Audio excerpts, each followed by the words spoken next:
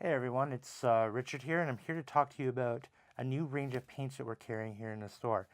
They are Vallejo model air paints and various of their other technical paints. If you don't know anything about Vallejo, I'm going to give you kind of a brief history lesson on what's going on.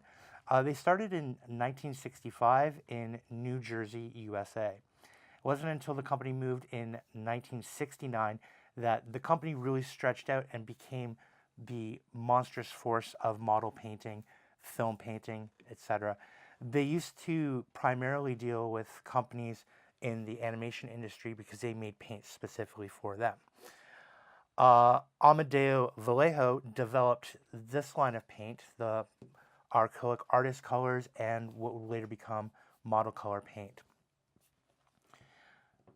1981, following the suggestions of professors in fine arts at the University of Barcelona, Vallejo decided to repackage their paint products into smaller tubes for everyone to use. Instead, it was just normally like a dye mixture. This particular paint is Andrea Blue. That's a gorgeous color, and it's this sky blue. If you just look here, it's this lovely sky blue color that you can use on pretty much anything.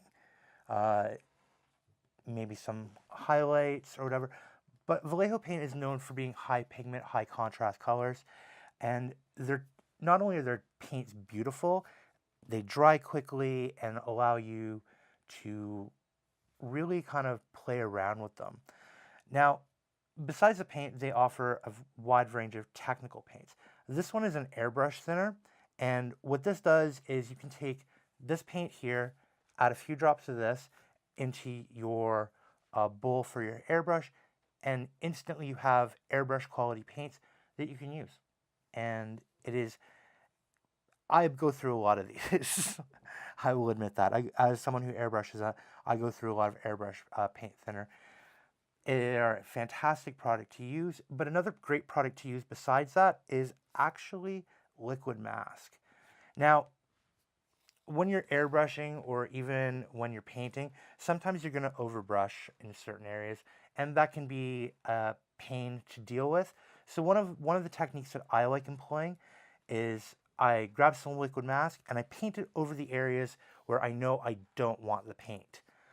And that way I can do things like eyes or symbols or anything really, something super fine detail, or even just like when airbrushing, sometimes you don't want the legs of your model to be the same color as the top.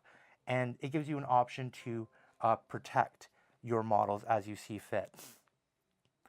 Now, what's great about this is it dries quickly, and all it is it's a very thin membrane-like product. So at the end, when you're finished painting, you can just take your thumb or whatever and just start peeling it off until it's nice and clean. Next up is the liquid gold series of, well, paints. I'm not sure if it's actually called the liquid gold series, but a lot of them do say liquid gold, whether it says like white gold, or even there's not even silver, it's just usually gold.